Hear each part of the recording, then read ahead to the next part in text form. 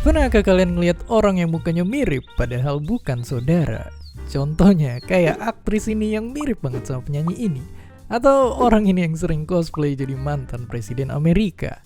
Nah, saking banyaknya orang yang punya muka kayak hasil fotokopian, nyatanya fenomena ini sampai ada bahasa kerennya, yaitu Doppelgänger.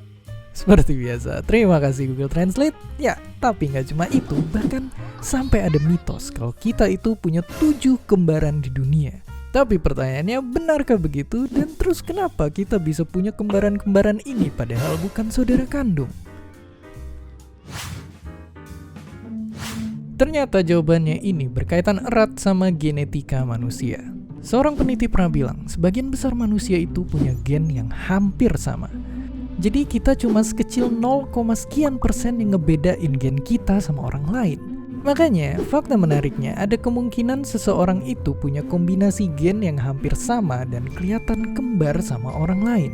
Jadi ibarat ngocok tumpukan kartu terus berhasil ngambil 2 kartu yang sama, peluang ini juga semakin gede kalau orang-orang tersebut berasal dari suku yang sama. Apalagi keluarga yang sama.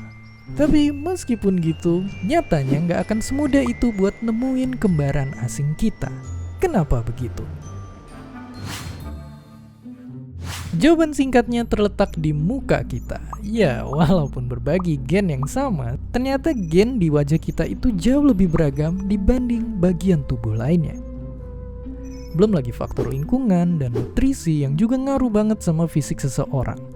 Dan ditambah kata peneliti ini, kemungkinan nemuin kembaran asing kita itu cuma 1:1 triliun, alias butuh populasi sebesar 127 bumi untuk dapat sepasang kembaran yang gak sedarah. Oke, tapi kalau gini, kenapa nyatanya gampang-gampang aja nemuin mereka? Nah, alasan utamanya karena otak manusia itu cenderung lihat pola wajah secara keseluruhan.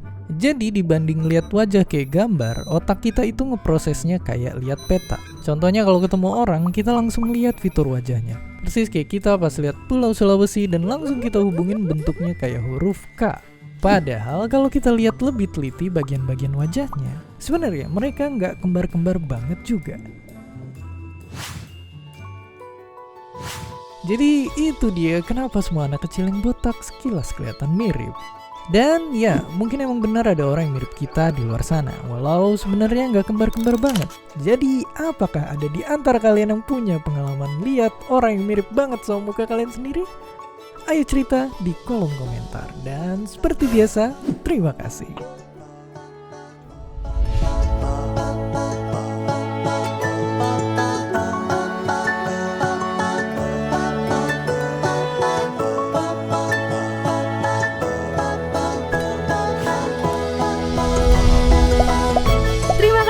Udah nonton Kok Bisa?